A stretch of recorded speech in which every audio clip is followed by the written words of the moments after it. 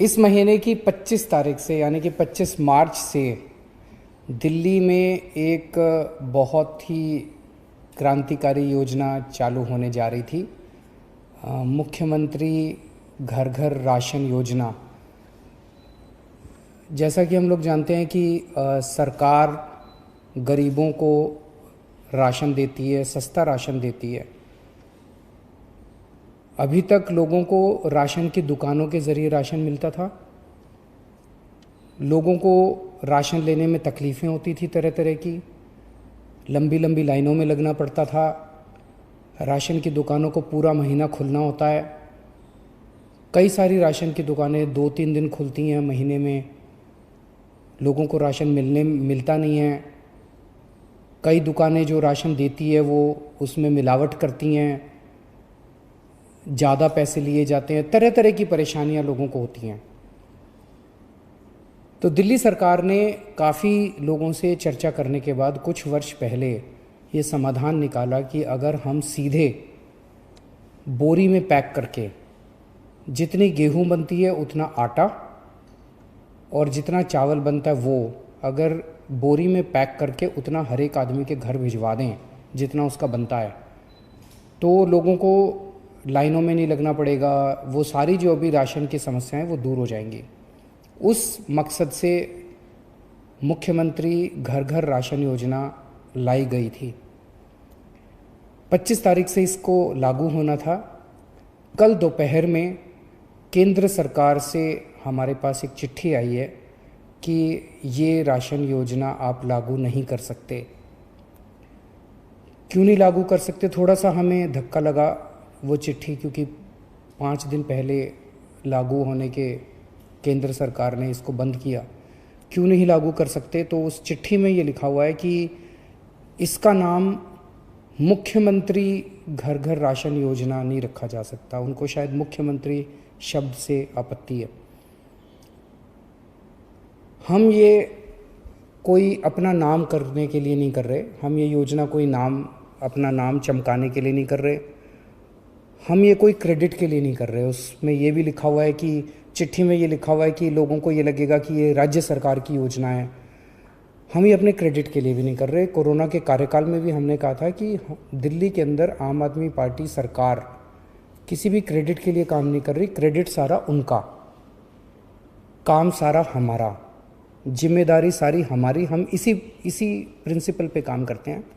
तो आज सुबह मैंने अफसरों के साथ मीटिंग करी और मैंने उनको कहा कि इस योजना का नाम हटा दो। इस योजना का नाम अब इसका कोई नाम नहीं है। ये कोई योजना नहीं है, इसका कोई नाम नहीं है। जैसे पहले केंद्र सरकार से राशन आता था वो दुकानों के जरिए बढ़ता था, अब ये राशन जो है घर घर पहुंचाया जाएगा। हमें कोई नाम के अंदर नहीं पड़ना, कोई क्रेडिट के चक्कर में नहीं पड़ना, कोई मुख्यमंत्री योजना, कोई कुछ नहीं करेंगे।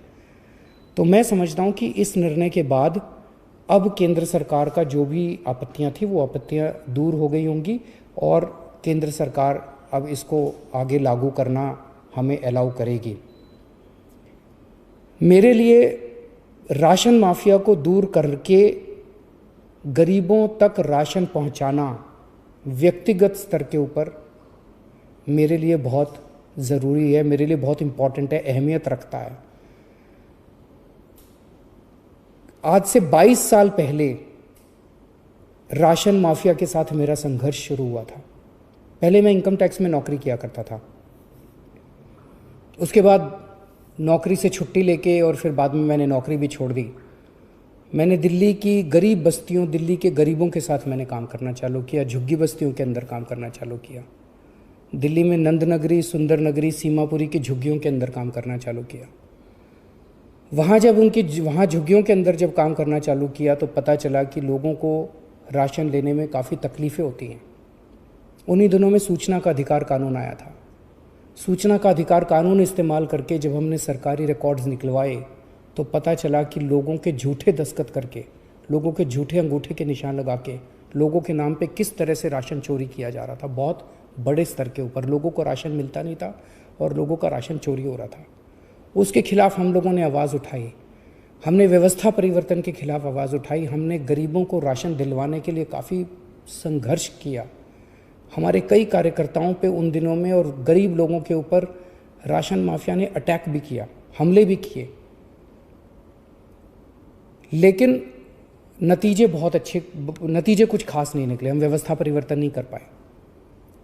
किस्मत से, ऊपर वाले की किस दया से, लोगों के प्यार और मोहब्बत से कभी हमने सोचा नहीं था, लेकिन ऐसा हुआ कि दिल्ली में हमारी सरकार बन गई और अब हमारे पास निर्णय लेने का अधिकार आ गया।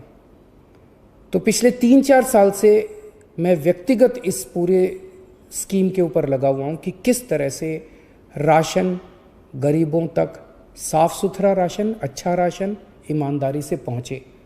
और तब हमने इस योजना को, घर घर राशन पहुँचाने की योजना को 3-4 साल पहले शुरू किया था। पिछले 3-4 साल में काफ़ी तकलीफ़ें आई, काफ़ी अड़चनें आई। ये बहुत ही क्रांतिकारी योजना है। जाहिर तौर पे जो माफिया है वो बहुत स्ट्रांग माफिया है, वो बहुत ताकतवर माफिया है, उसके बड़े लिंक्स हैं, चारों तरफ उसके नेटवर्क है, वो इतनी आसानी से करने नहीं देगा। पिछले 3-4 साल से मैं मशक्क़त कर रहा हूँ इस माफिया से लड़ने की, मैं पूरी कोशिश कर रहा हूँ इस योजना को लागू कराने की।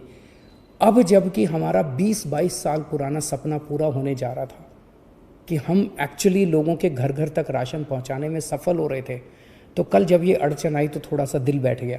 लेकिन हम किसी भी तरह की अड़चन नहीं आने देंगे। केंद्र सरकार की जितनी शर्तें हैं हम सारी शर्तें मानेंगे। केंद्र सरकार जो कहेगी हम वो करेंगे। हमारा मकसद केवल और केवल जनता तक ईमानदारी से साफ़ सुथरा सस्ता राशन पहुंचाना है। अगर वो राशन पहुंच गया तो दिल को बड़ा सुकून मिलेगा और गरीबों की दुआएं मिलेंगी। उन गरीबों की दुआएं हैं जिसकी वजह से आज हमारे दिल्ली के अंदर, हम तो छोटे से लोग हैं, हमारी सरकार चल रही है। तो मैं उम्मीद करता हूं कि अब इस निर्णय के बाद कि ये कोई नई योजना नहीं है, कोई इसका नाम नहीं दिया जाएगा। परसों हम कैबिनेट मीटिंग रख रहे हैं, कैबिनेट के अंदर इस पे निर्णय लेके कैबिनेट का प्रस्ताव हम केंद्र सरकार को भेज देंगे। मैं उम्मीद करता हूं अब इसमें हमें केंद्र सरकार का पूरा सहयोग मिलेगा।